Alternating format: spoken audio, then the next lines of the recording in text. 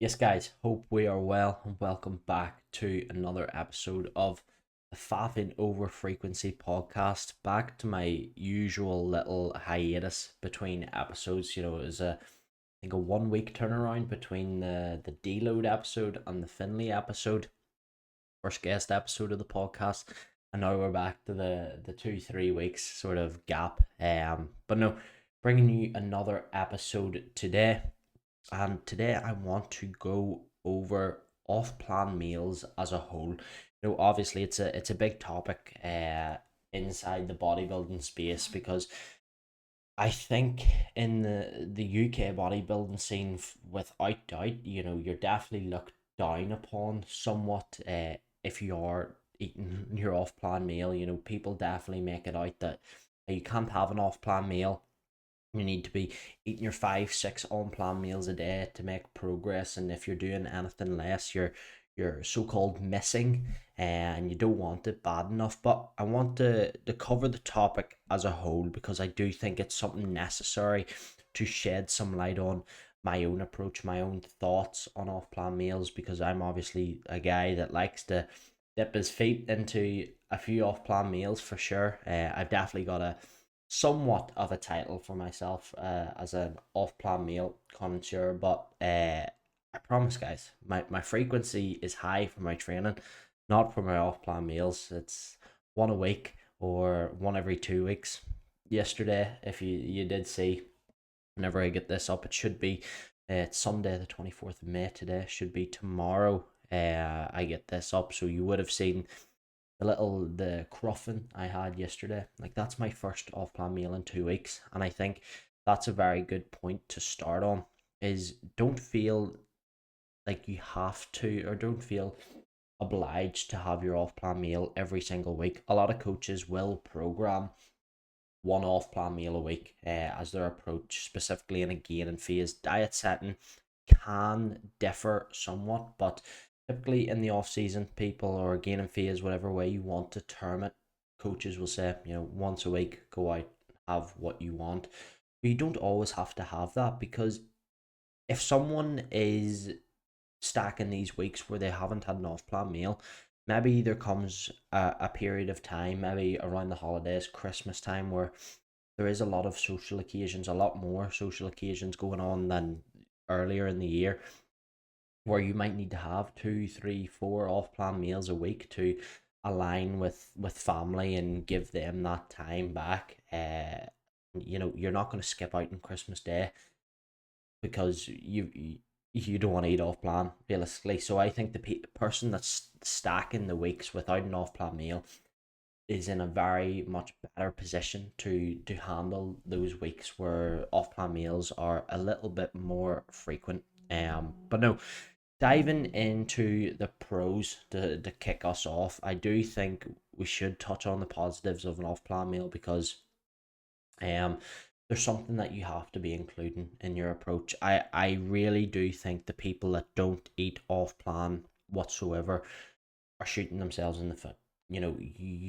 There's going to be gaps in your own quality of life, your friendships, your relationships, without doubt, if you are not giving back to those closest to you, or giving yourself opportunities to get closer with new people by engaging in this off plan meal. Because I think socializing is the biggest part of, or the biggest positive of an off plan meal. It without doubt creates or adds to memories. I've talked to Butcher and Cameron on the Lifestyle Loops podcast a couple of episodes back, and I said we are without doubt better friends because of the off plan meals that we've had. Training on a Saturday, me and Butcher, then meeting up with Cameron to go for sushi, an Indian, pizza, whatever it is, after the training session. It's not the same. Yes, we could still have that time to talk over our post workout meal or something, but it is, no one can argue, it is not the same as going to a restaurant, being in that sort of environment together. It's a different kind of bond, and I think so many people miss out on that opportunity to sort of strengthen and reinforce relationships, because they just cut out all off plan occasions, and don't give people the opportunity, or don't give themselves the opportunity to give back to those closest to them. That's just with friends, but then family as well. Your friends, if your friends are in the bodybuilding space, they're somewhat gonna get it, like that you don't want to eat an off-plan meal and you'd rather just have your own plan meal. But family, your family's likely not in the bodybuilding circle, so they're not going to understand. You haven't had a meal with us in 3 years. We're definitely not as close as what we were before you started this bodybuilding venture. And you can definitely start to fade away from people, and see these relationships start to fade, because you don't give them the opportunity to, or you don't give yourself the opportunity to give back to them. And as much as we want to say, you can enjoy the meal and I'll eat my own plan meal, I'll sit with you. It's not the same. It's not the same sort of enjoyment for the other person, maybe your family member that's eating the pizza while you're eating your chicken and rice. The memory or the experience would be so much better and so much closer if you were to enjoy the off plan meal with them. And then to wrap up the sort of positives, it is just the fact of enjoyment and sustainability. Now, I don't like the term balance, but this is sort of what it relates to. What I would rather term or coin this balance aspect in your bodybuilding as is just improving your quality of life. I think since bodybuilding is such a all all controlling or all engulfing, it engulfs your life realistically. It controls what you do from the minute you wake up to the minute you go to bed. I think you need to start tying in your bodybuilding with life to improve your quality of life. If you're doing things that you don't enjoy all day every day, that's not a good quality of life, and people do forget that bodybuilding isn't your life. Your goal in life is to enjoy your life. And if you're not doing things inside your bodybuilding that make you enjoy your life, you're going wrong. And that's going to lead to burnout. Maybe it doesn't lead to burnout eventually for some people, but it's going to lead to a bad spiral where they don't have these close relationships, these close bonds with people, any memories, because they wanted to eat their 100 grams of green beans and 50 grams of jasmine rice, because it was on their meal plan, and they didn't go for the pizza when all their friends went out for that. So I think it is something people need to think about, tying in quality of life with the day-to-day execution of their bodybuilding. And I know for me, to keep doing this, I love my meal plan. I could eat it all day every day. I don't need the meal specifically, but I need those occasions where I'm out with friends, because I've said already in the podcast that it improves the connection so much more. It's completely different. It's a completely different memory eating the meal rather than eating your post workout meal. It's just, it's completely different. They're not comparable. So while I just as much enjoy my own planned food, my chicken, rice, nut butter, banana, my cream of rice, fruit, mac oil, dark chocolate. I love those meals so much. And sometimes it's actually annoying, like, oh, having an off plan, actually have to barely eat as much as I should throughout the day to save calories for this meal. It's worth it for the occasion and the sort of bond that you form with these people that you're eating the meal with. And I do think that's criminally underrated. But on to the cons, which I think a lot of people will be interested to hear what I have to say, because we all know there is positives to it. Everyone loves eating off plan. Everyone loves a little burger and fry. But what are the actual cons to it? I think people try to paint off plans. They try to be relatable on social media and be like, it's fine to have an off plan meal. There's no negatives. You can fit that in absolutely once a week, but there is cons, and I'm here to run you through them. So when we look at an off plan meal, we look at a Five Guys, a Chinese, a sushi. It is a bolus feeding of calories, and even if you're somewhat fitting this into your daily caloric intake, your daily calorie goals, you've got your calories on the day to day, you've got your macros, you're pulling food to fit that in, and make sure your calories somewhat line up. Maybe you have an off plan meal that you think is going to be 1,500 calories, so you eat 1,500 calories less of your meals on plan. it is still going to be a negative to your insulin sensitivity, fat gain, and digestion. So I'm going to touch on all three of those separately. So digestion, different food sources, obviously a bigger meal, a bigger bolus of calories. It's going to be rougher on your digestion. These new food sources, maybe less quality food sources, they're probably going to cause some inflammation in the gut. It's not going to sit as well as your single ingredient whole food meal plan. Like no one can say, "Oh, I just went and had peshwari naan and a chicken tikka korma, and it sat just as well as my rice pudding and whey." It's not going to happen. So you have to think digested. It is going to maybe take a hit, and that's why you see a lot of people maybe more advanced, maybe more mature in their bodybuilding career opt for only off plan meals that they know digest well. So the likes of a Turkish or a sushi or something like that, which just really just rice, fish, Turkish, rice, chicken. They'll opt for these things to uphold their digestion when they're eating off plan rather than the burger and fries or something like that. That's digestion touched upon. Insulin sensitivity. It's a bolus feeding of carbs. It's probably not going to sit as well. You know, we've got the worst food sources. It's similar to digestion. It's not when you're putting in 1,500 calories in one sitting of not perfectly single ingredient, really healthy food sources.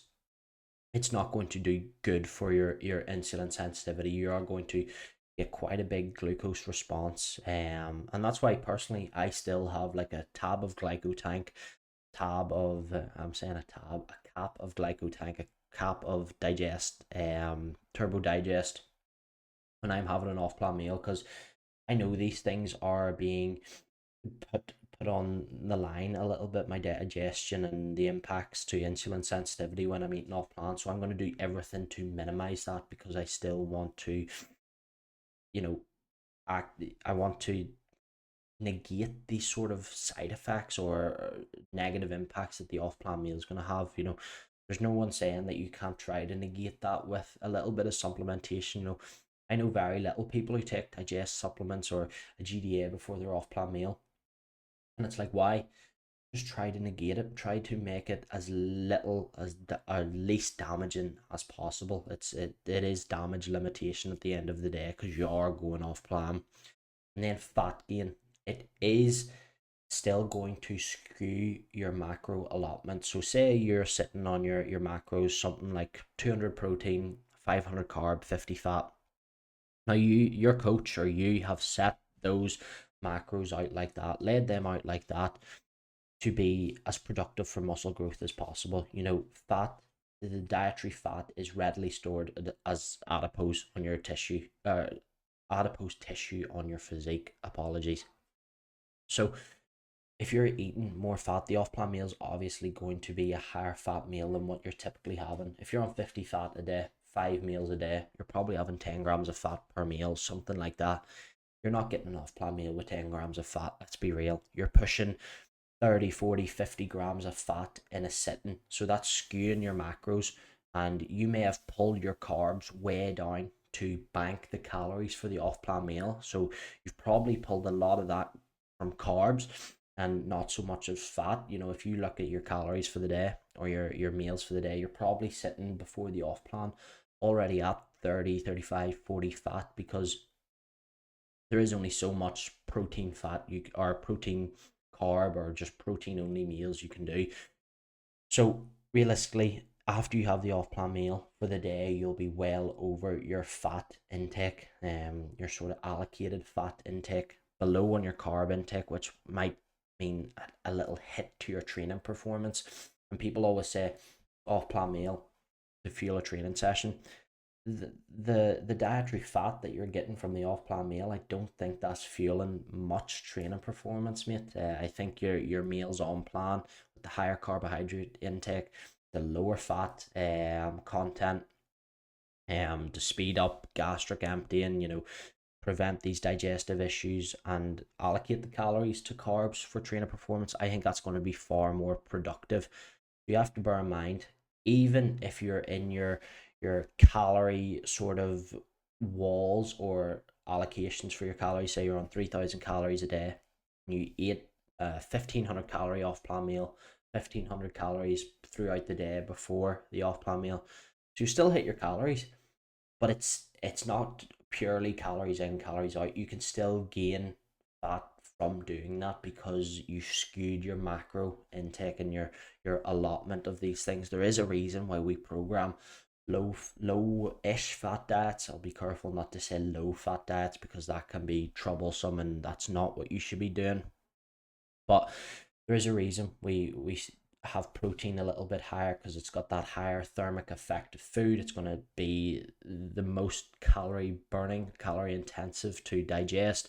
There's also something to be said about protein sort of goes against this calories in, calories out idea because it's very hard to store as fat. So if you're also having this off plan meal, that's likely less protein than your on plan meal. You know, if you go for an off plan, you're maybe pushing 35, 40 grams of protein. If you're on a decent amount of protein in your meal plan, a meal's going to be 50, maybe 60 grams of protein. So less protein, more fat, less carbs. That's not optimal for a bodybuilding sort of approach, keeping body composition and training performance in mind. So it's something to keep in mind. There is still a con when you're fitting into your calories. And then there's also the fact that it's going to skew your body weight and visuals. You have a high salt, a high fat off plan meal. The high fat's going to make it digest slower. So maybe you're waking up and taking your fasted shots the next morning, and your midsection's a bit blown out, less detailed. Your physique as a whole might be less detailed because of the salt, a bit more water retention. So you're sending your coach your check-in shots, and he's like, we are quite damn soft this week. Body weight, the average body weight has shot up because you've had a body weight spike after the off-plan meal, and they're thinking body weights went up a lot, visuals are softer. Do you have to slow this athlete down? Do you have to slow their rate of gain down? Do you have to pull their food back? Do you have to increase their output? If you're increasing output, more fatigue there, pulling their food down, maybe not fueling training performance. And this is skewing the decision making process of a coach, and it's making it more difficult to assess these trends because to make changes as a coach, we want our clients, I know for myself, I want my clients to be 100%, as close to 100% to adherence as possible. That's what makes decision making the easiest thing, because I can see that plan has been executed to a T. I can see the results of executing exactly what I have programmed for the client. If we throw in off plan meals, there is now a gray area where I don't exactly know the response, especially if the client isn't super transparent with the off plan meal. No, I've had it. Clients have had an off plan meal, but not listed what they've ate, not listed in their Google Sheets what macros they had before it, how many calories they banked. So I don't know if they've went well over their calories and they gained 2 pounds, or have they actually just ate their normal, ate within their calorie sort of restrictions, and they've still gained weight. We need full transparency, so it does just limit or skew the ability to make decisions as a coach. Even if you're self-coached, you look at your visuals and be like, I'm softer after that off-plan meal, or maybe it has a knock-on effect for the next few days and you're softer for the next few days because of that water retention, because of that higher fat, and it's impeded digestion, the off-plan meal, because of the high fat intake. So it's impeded digestion for the next 3 days. So your midsection hasn't been looking as sharp or as good as what it has been. Maybe you're thinking, this off season might not have as much runway as I once hoped, but it's simply just because of that off plan meal. If you had been eating on plan, you'd be in a golden spot right now. Body composition be good, training performance be good, and you wouldn't have these sort of drawbacks to the physique that are now making you doubt how productive you're being and how much runway you have for this push up. But that is pros and cons touched upon. I have went deep dived into the cons there, but I do want to reiterate that I I still encourage having off plan meals because it comes back to this thing again of improving your quality of life and tying in a good quality of life to your bodybuilding approach. Because we do this every minute of every day, you need to tie it in and associate it with a good quality of life. You can't you can't tick every box even though it makes you depressed and you don't enjoy your day to day. The goal of life is to enjoy life, guys. Promise you. But delving into my approach to off plan meals. So first of all, you've got your meal plan. Another reason why I think a meal plan is brilliant. See your meals, your macros for the day. Estimate the protein and calorie contents of the off plan meal. Let's say a good ballpark, if you're going for a meal out, and you're not being a dickhead, I'll preface that, 1500 calories to maybe 1750 calories and 40 grams of protein. So I've got those two estimates in my head. I know a lot of people use ChatGPT, use AI to sort of guess the totals of the protein and calories for their off plan meals, and I personally don't do that. I think that is just gonna send your head up the wall and stress you out more than anything. I would just do it in my head, but I'll let you guys have your own thoughts on that. So you've got your 40 grams of protein and 1500 calories off plan meal. Say you're on 200 grams of protein, 3000 calories. Before that off plan meal, I am going to eat 109, or what did I say? 40, 200, 160 grams of protein and 1500 calories. That way, I add the protein from the off plan, the total calories from the off plan. I'm hitting my protein target. That's the most important macronutrient to hit. When you're having on the day you're having an off plan meal, we still want to uphold the protein intake for recovery and this sort of higher thermic effect of food to negate any sort of negatives that the off plan meal will have on body composition. So hit the protein, fit within your calorie confinements. That's the best sort of approach you can do. Now, timing of the off plan meal is one where there's a few different options. I think around the workout window is ideal. Pre-workout, you're going to be fueling the off plan. You are fueling the training session with the off plan meal. I really think that is the truth. Post workout, even better, I think, because with pre-workout you have the risk of running into a little digestive stress, and that's the last thing you want to go into a session with. If you've got a sore stomach, you're not going to be able to brace properly, concentrate properly, train properly, take sets all the way there.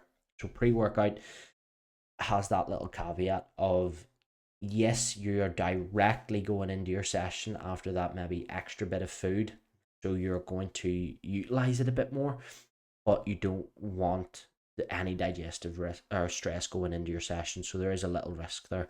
Now post workout, once again, you're fueling your recovery with that off plan meal, which I do think I personally prefer my off plans always post workout. I love it. These two meals are going to typically be your two biggest meals of the day anyway, so you're just replacing these meals and taking out a little food from the rest of your meals throughout the day. That's going to be the easiest way to fit an off plan meal in, and be able to have the things that you want. Enjoy the off plan without being too rigid with your calories and being like, oh, I've went to Cheesecake Factory, but I have to have a salad because I'm having it for meal five. My meal five has got fuck all calories in it. So pre and post workout are my two favorite places to add in an off plan meal.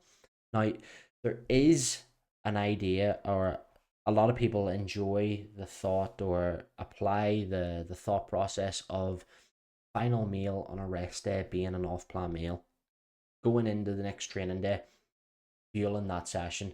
Now, as I said earlier in the podcast, it's going to be a higher fat meal, most likely. Less carbohydrates, maybe. If your food's high enough, it's going to be less carbohydrates than your actual on plan meal. So it might not be fueling the training session as much as you think. It might actually be fueling the training session less than your on plan meal. But I also think that since your calories are, we usually follow in the bodybuilding space a calorie cycling approach. So rest days are going to have less calories, less carbs. You're going to have less room to play with your off plan meal. So this could lead to the client or yourself going over your daily calories, so you're making your surplus bigger, leading to more fat gain and reducing that runway for off-season progression. So that is something to bear in mind.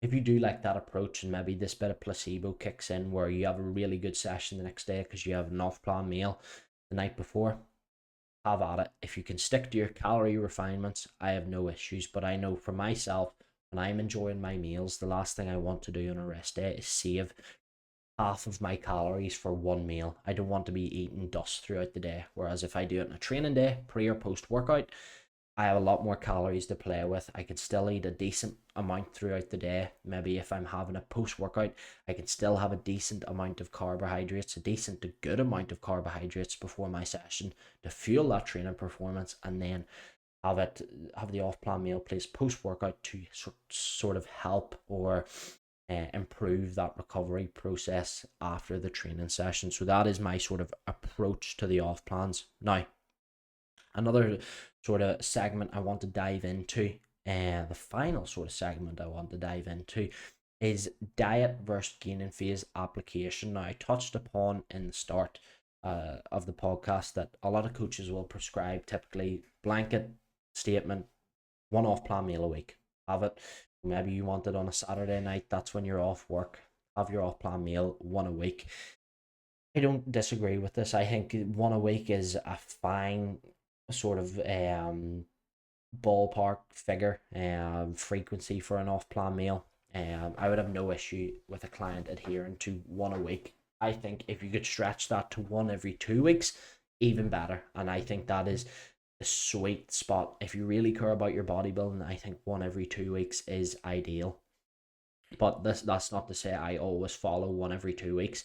There'll be weeks where I have two in a week. There'll be weeks where I don't have an off plan meal for 3 weeks, and this is what I mean. Don't be so rigid. Don't be required. Don't feel obliged or required to leave the off plan meal for 2 weeks, or don't feel obliged to have your off plan meal every single week. When the occasion comes up, that's another topic or another thing to note on. Make these occasions, make them social occasions, make the off plan meal worth it. Don't sit in your room. I know it sounds very good, and I've done it myself, having a tub of ice cream, having a pizza in your room by yourself. And maybe that's what you need, watching a movie just to stress, because we can live stressful lives in the bodybuilding space with how rigid we are with time and how much time consumption this sport requires.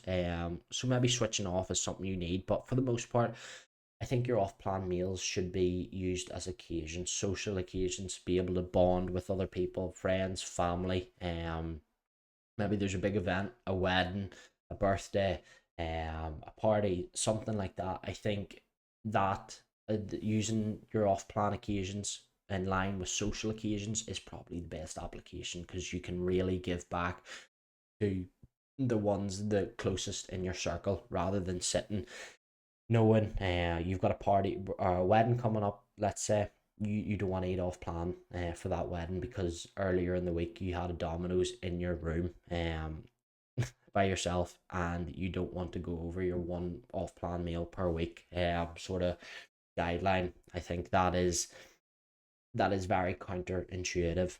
But in a diet setting, I am typically saying no to off plan meals.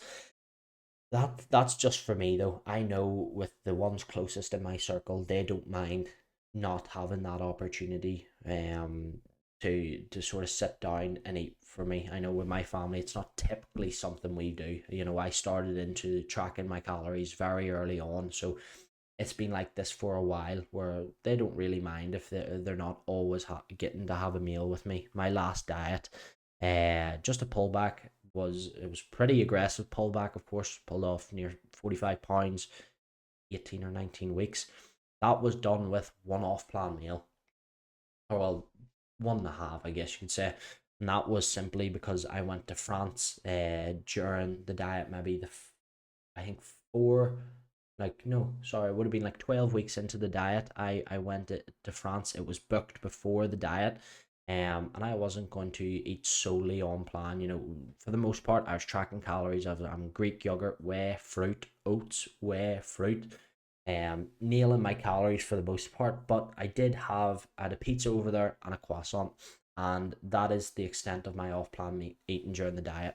For me, I like to really go at a phase 100%. And for me, if I was having a weekly off-plan meal in a diet, I would feel like I'm really starting to affect my progress and my ability to get in and out of the diet. Because for me, I need to be spending as much time possible growing. And if I'm wasting time in a deficit, because I'm slowing my rate of fat loss or rate of loss in general with off-plan meals, because body weight spike in the next day. I'm not sticking to my calorie refinements, my sort of calorie restrictions.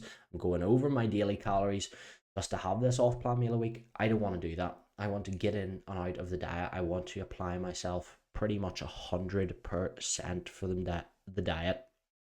Now, what can be quite good. I can have quite good application in a diet setting if someone has a family member, partner that they want to give back to. A homemade off-plan meal, maybe that can be fit into your calories, it can be fully tracked, which is quite nice. You can fully track a homemade off-plan meal. You can make the homemade burgers, stir fry, something like that. You can have that. It's an opportunity where you can eat with your partner, sit down, chat about the week with them, and you're still adhering to your goals because you're staying within your calorie targets. Whereas if you were to go out for the meal, you obviously don't know 100% how many calories are going to be in that meal. So it's still just an estimate. So the the the opportunity to track these off-plan meals and give back at the same time to partners, I think absolutely is a good thing to have in a diet phase. Not for me personally, would rather my own plan meals, but if someone wants to sort of suffer that little bit more throughout the day, reduce their calories throughout the day, and bank maybe 1,000 to 1,500 for the end of the day for that homemade off plan, I have no issue with that. If I was their coach and that was what the client wanted to do, that's how they upheld this quality of life I've been ranting on about. It's synonymous with productive bodybuilding. I have no issues. But guys, that is going to pretty much wrap up what I have to say for the off-plan meals. Note, and I do want to leave the episode with the takeaway of the week. Funny enough, could have made this one about an actual takeaway because it is the off-plan meals episode, so I could have made a funny joke about making like an Indian takeaway and korma, etc. I'm rambling here, but you get what I mean. But takeaway of the week is still an educational one, and it's to do with Stir Master. So if you guys follow me, my process along somewhat closely, you'll know I've been gaining for a decent while now. Since the end of October, my food is over 500 carb on training days, 580 carb training days, 420 on rest days. I'm over 3,000 calories on both days, approaching 4,000 on training days. And recently, I'll give you the context, my Nespresso Virtuo machine, so the coffee machine, broke, and that's what I would always have during cardio on the spin bike on rest days, because I always want to be caffeinated going into my cardio. Easier to get my heart rate up, so it's going to be less fatiguing on the legs. They're going to have less work to do now when you have a little bit more ease getting your heart rate up. So that broke. So that left me in the predicament where I can either drink instant coffee, which in theory isn't that bad, but I'm quite a coffee snob, so didn't want to do that. Only other caffeine option, because I'm not buying a supplement like CV Burn or something for the off season, was a Monster, and I don't want to sit at home and have a Monster for take 15 minutes to drink a Monster, then hop on the bike, because the coffee takes me 2-3 minutes. I can drink those things boiling for whatever reason. So yes, I thought best way to go about this, have the Monster on a drive to the leisure centre to do cardio on the stairs. This was all well and good. Recently, that has been going on for 2-3 weeks. Thankfully, got my Nespresso Virtuo back. Nespresso, big up, fixing it for free. That was very good customer service. But yes, had my coffee today and I was back on the bike with the L-carnitine and stuff, going back in. But Stairmaster for 2 3 weeks, and guys, I touched upon my calories because I want you to understand that I am not in a bad spot to be recovering from a lot of work. My training sessions have a large give me a large recovery debt, because they are high output, but I can I can recover from them just fine because of the variables going in, my sleep, my eating, etc, etc. I'm recovering from those well. But guys, wait till I tell you. Looking at the visuals, you know I'm so just stuck on focusing on the visuals this push up rather than focusing on body weight. My legs, my quads look smaller than what they did 6 months ago because they have withered away on the Stairmaster. So the takeaway of the week is that the Stairmaster is more than likely counterproductive for as a form of your cardio.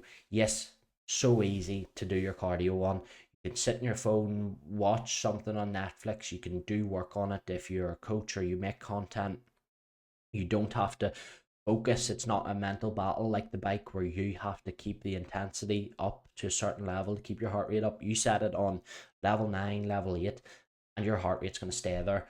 But guys, since it is so eccentrically loading compared to the bike, which has nothing, it really withers away quad tissue and it can make your legs look so undersized compared to what they should be.